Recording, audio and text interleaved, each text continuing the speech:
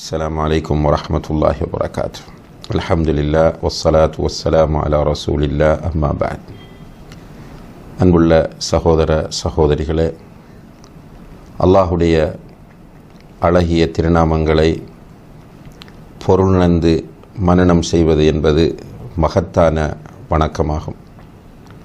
அந்த அடிப்படையில் ஆதாரபூர்வமான அல்லாஹுடைய பெயர்களை ஒவ்வொன்றாக நாம் பார்த்து வருகின்றோம்.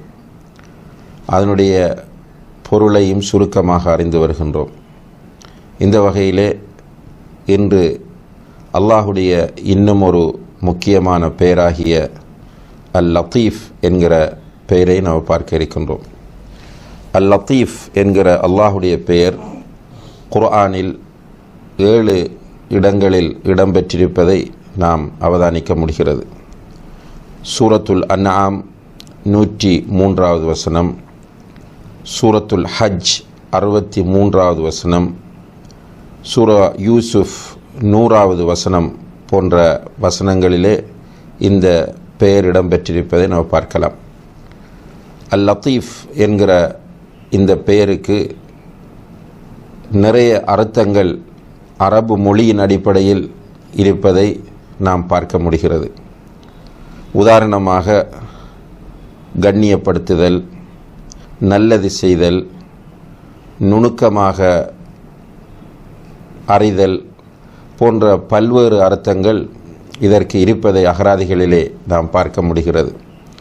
அல்லாஹு தஆலா அல் லத்தீஃப் என்று சொல்லும்போது அவனுடைய அறிவு மிக நுணுக்கமானது என்கிற கருத்து பிரதானமான கருத்தாக இடம்பெற்றிருப்பதை நாம் பார்க்கலாம்.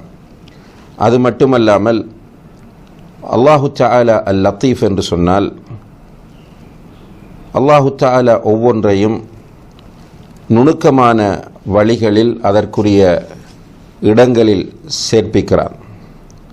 அவர்கள் சில நேரங்களில் அறியாமல் இருந்தாலும் அல்லாஹு தஆலா அறியாத புறமாக அவர்களுடைய நலவுகளை அவர்களுக்கு சேர்ப்பிக்கின்றான். எனவேதான் அல்லாஹு தஆலா சூரத்து ஷூரா 19வது வசனத்திலே சொல்லும்போது, அல்லாஹு லத்தீஃபும் பி இபாதிஹி யர்ஸுகு மன் யஷா, அல்லாஹ் தன்னுடைய அடியார்கள் விஷயத்தில் லத்தீஃபாக இருக்கிறான். அவர்களுக்கு அவன் நாடியபடி ரிஸ்கை வழங்குகிறான். இப்போ அல்லாஹு தஆலா லத்தீஃப், நுணுக்கமான ஞானமுள்ளவன், நுணுக்கமான அறிவுள்ளவன். எனவே ஒவ்வொருவருக்கும் எது தேவை, அவர்களுடைய நலவு எதிலே தங்கியிருக்கிறது என்பதை அவன் அறிந்து அவர்களுக்கு சேர வேண்டியவைகளை சேர்ப்பிக்கக்கூடியவன் என்பதும் இந்த அல் லத்தீஃப் என்பதனுடைய அர்த்தமாக இருந்து கொண்டிருக்கிறது. அதே போல சில உலமாக்கள் சொல்கிறார்கள், அல்லாஹு தஆலா லத்தீஃப் என்று சொல்லும்போது லுத்ஃபு சுன்இஹி, அதாவது அவனுடைய படைப்பு மிக நுணுக்கமான அறிவின் அடிப்படையில் அமைந்திருக்கிறது. இந்த உலகத்தில் அவன் மேற்கொள்ளக்கூடிய ஒவ்வொன்றையும் மிக நுணுக்கமான முறையில் அமைத்திருக்கிறான் என்பதை அல்லாஹு தஆலா லத்தீஃப் என்று சொல்லுகிற அந்த வார்த்தையின் மூலம் நாம் புரிந்து கொள்ளலாம். அதே போல அல்லாஹு தஆலா தன்னுடைய நேசர்கள், அவனுடைய அவுலியாக்கள் விஷயத்தில் மிகவும் நுணுக்கமான அறிவோடு நடந்து கொள்கிறான். அதே போன்று அவர்களுடைய எதிரிகளோடும் அல்லாஹு தஆலா அவனுடைய நுணுக்கமான அறிவை கொண்டு செயற்படுகிறான் என்பதையும் இந்த வார்த்தை குறிப்பிடுவதாக உலமாக்கள் கூறுகிறார்கள். எனவே அல் லத்தீஃப் என்கிற அல்லாஹுடைய பெயர் பல்வேறு அர்த்தங்களை தரக்கூடியதாக இருந்தாலும் சுருக்கமாக நுணுக்கமான அறிவை உடையவன் என்பது அதனுடைய அர்த்தமாக இருக்கிறது. சூரத்துல் அன்ஆம் 103வது வசனத்தில் அல்லாஹு தஆலா சொல்லும்போது, லா துத்ரிகுல் அபுசார், பார்வைகள் அவனை அடையாது, வஹுவ யுத்ரிகுல் அபுசார், அவன் பார்வைகளை அடைவான். பார்வைகள் அவனை அடையாது, பார்வைகளை அவன் அடைவான்.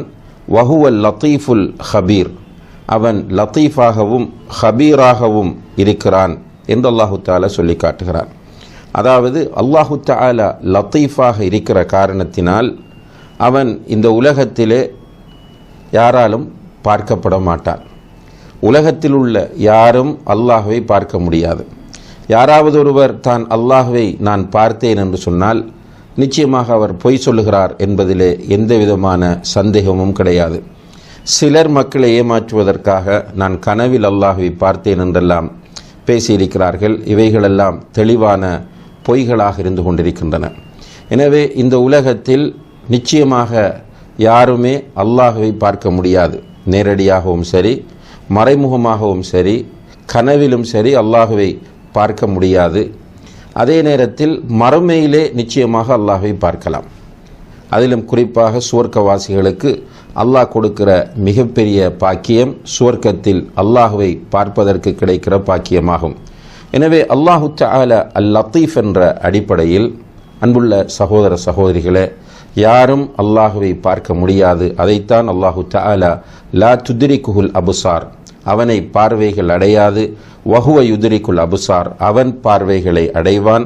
வஹுவல் லத்தீஃபுல் ஹபீர், அவன் லத்தீஃபாக ஹபீராக இருக்கிறான் என்று சொல்லி காட்டுகிறான். எனவே அல்லாஹ் ஜல்ல ஷானஹு தஆலா நுணுக்கமான அறிவை உடையவன். நுணுக்கமான அறிவின் அடிப்படையில் இந்த பிரபஞ்சத்தை இயக்குபவன், தன்னுடைய படைப்புகளை படைத்திருப்பவன் என்பதை நாம் ஈமான் கொள்ளுகிற போது அல்லாஹின் மீது நமக்கு மிகப்பெரிய ஒரு அன்பும் அதே போன்று பயமும் ஏற்படும். அல்லாஹு தஆலா விரும்புகிறபடி நம்முடைய வாழ்க்கையை நாம் அமைத்து கொள்ளலாம்.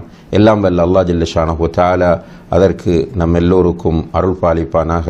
வஸ்ஸலாமு அலைக்கும் வரஹ்மத்துல்லாஹி வபரகாத்துஹு.